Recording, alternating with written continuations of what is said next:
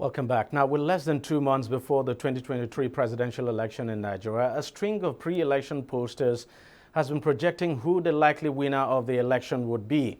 For instance, while the ANAP NOI polls has projected that the Labour Party candidate Peter Obi is going to be the likely winner of the presidential election, another poll by This Day newspaper is projecting Atiku Abubakar of the People's Democratic Party as the likely winner. As expected, the polls have been sharply criticized and rejected by the other major parties, accusing the organizers as partisan and skewing the polls to favor their candidates. Now, what has come into focus now is the methodology adopted for the polls and how representative the respondents are. And then there's a big question: can the outcome of the polling be relied upon now to determine the likely winner of an election in Nigeria? Just how accurate are they?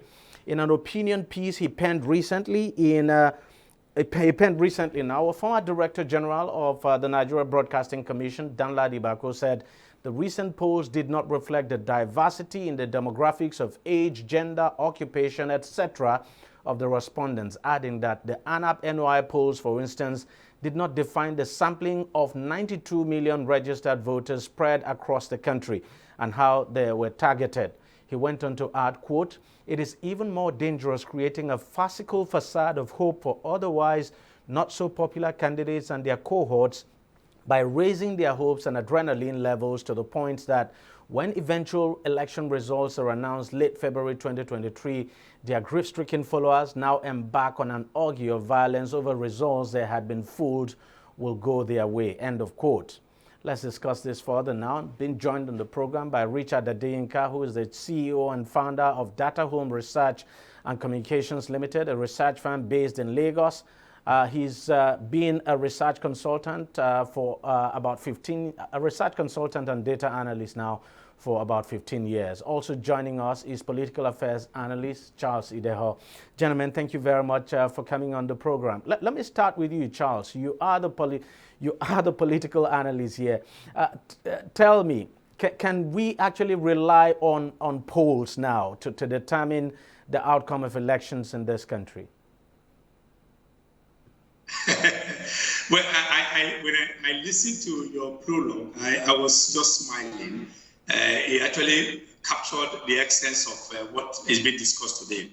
I think, elsewhere, polls usually help in pre-election matters, all right? But here in Nigeria, where you have a problem with data collection. So, for instance, you see the ANAP NOI poll over time, twice or three times they've given it to Obi. There is another one that was also organized by, I think it's economic something, AIUSO, which gave the lead to Tinubu, and then this day is giving the lead to Atiku. I'm yet to see the one that will give a lead to Kwakwaso.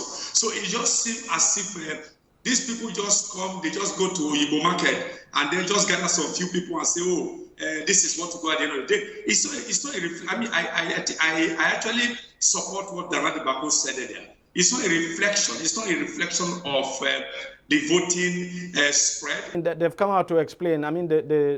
Those who organized it have come out to explain that some of these polls were actually done online, so that they reached out to people online in these various places. Online. Where I am from Edo State, my mother, my grandmother, and my mother, my aunties back in Oma in Edo State, they are not online. They are not online over there, okay? So if you go to maybe Betujesha or Remo, some of you, how many people are online over there that they can say, okay, because they just look at the city center in Lagos, in Abuja, and Port Harcourt and say that's it. So it's not evenly spread at all. And it's also deceptive. I also agree with Danladi Bako that if you give online victories to some candidate and the elections, the result do not reflect that's the outcome of the polls. It might trigger some political unrest.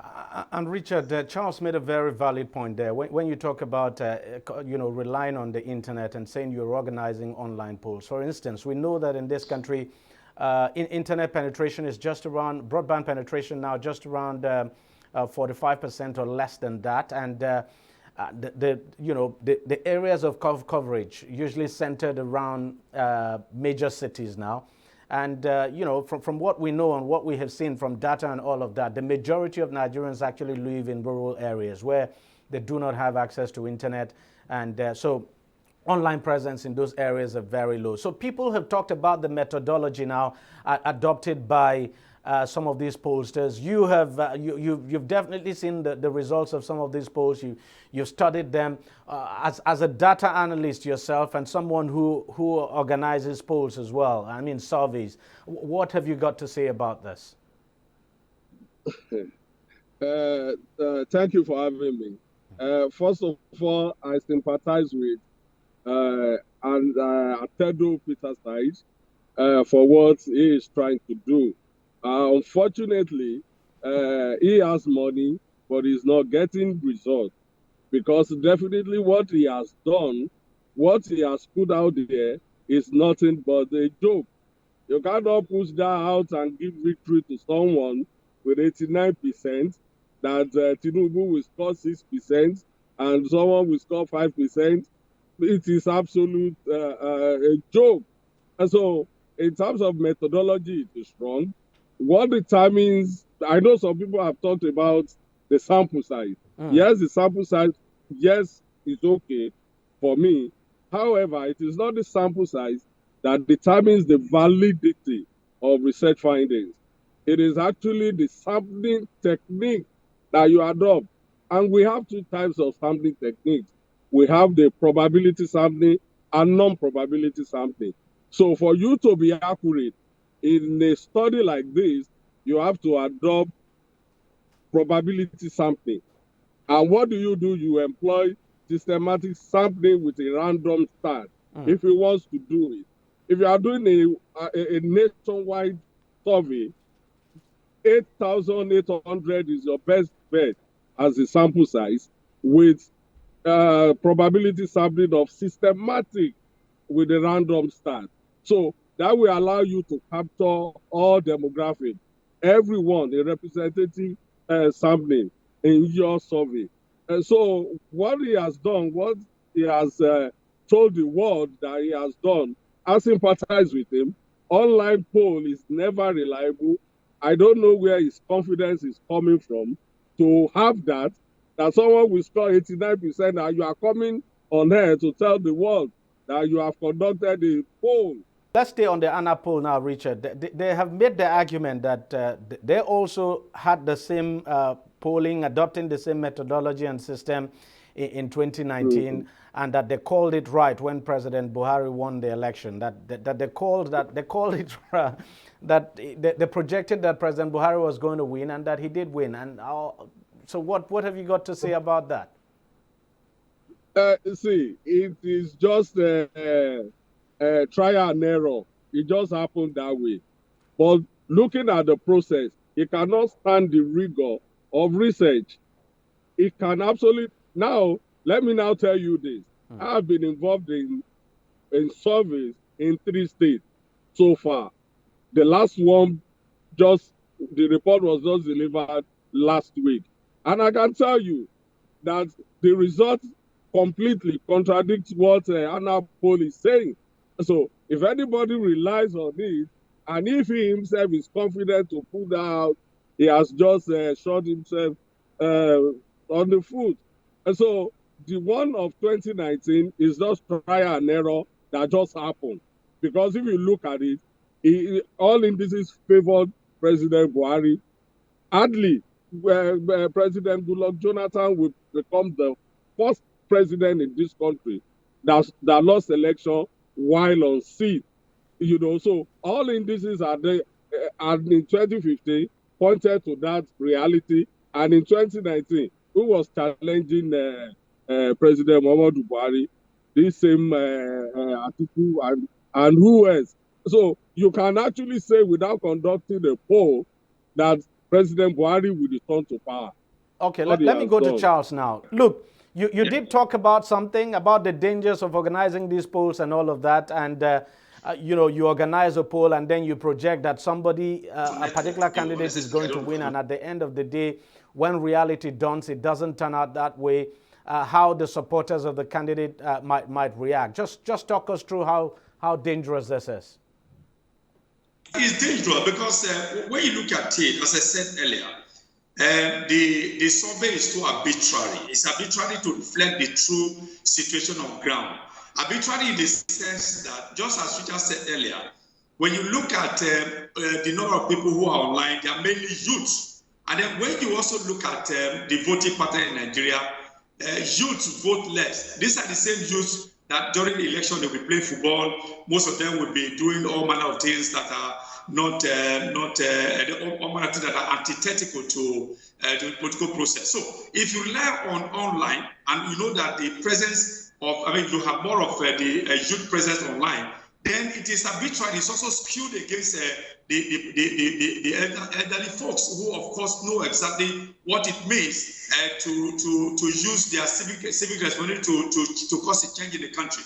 So what I'm saying is that if you want to actually do a proper survey that you know that can reflect what the decision of people will be in Nigeria, it should not be online at all. We're looking at an election now, this coming election, where the level of partisanship is really high. Even from quarters you would expect to be a political, so to speak, or neutral, if you like.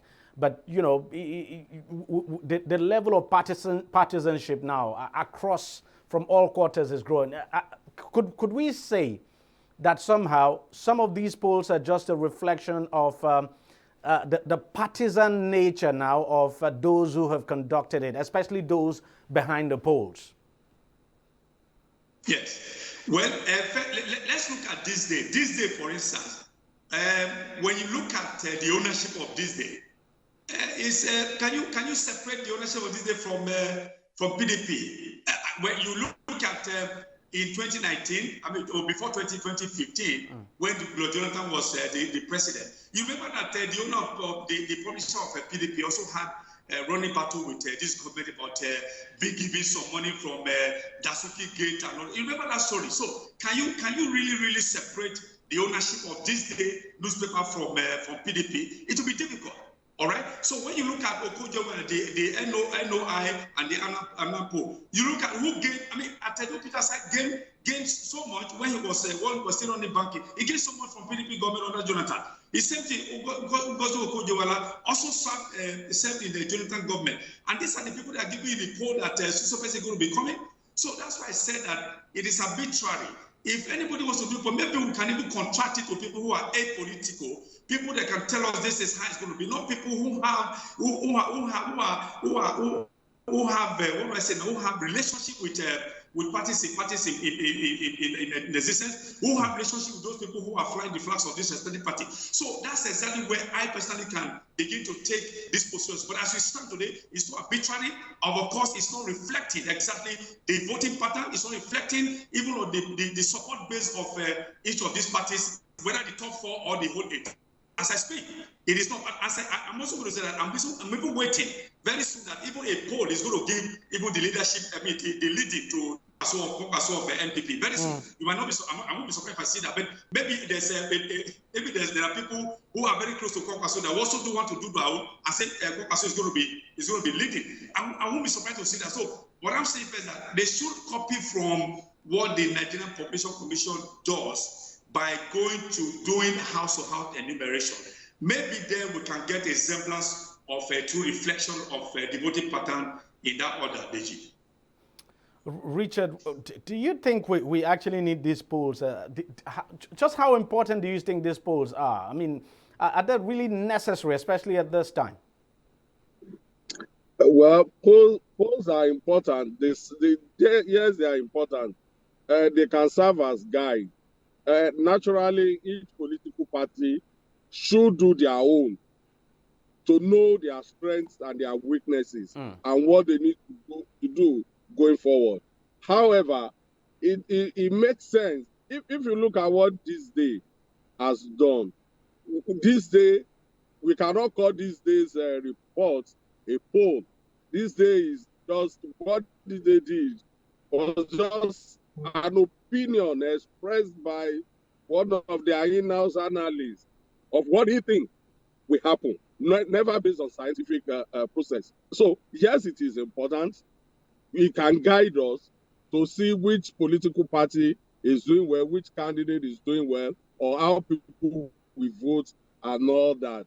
However, if we have to do it, but we have to say it here that polls are actually a PR tool in politics. So when it favors you, you can run to the press. If it doesn't favor you, you can keep it and then work on the weaknesses where it doesn't favor you. On this one, if you look at, let me just pick one from Annan poll. In Southwest, it says Tinubu will score 22%. The number of to refuse, 60%. You cannot report that. That is not valid. That is not what it tells you. That is not what it tells you. When about 60%, that's 6 in 10 of your respondents don't know who they want to vote for or refuse to tell you, that is where the news is. It is not from someone who scored 15% or 2%, and you now come here to say that is the reflection of what. So it is important that we conduct poll because it will guide us. However, it is voters must know too that it is a PR tool.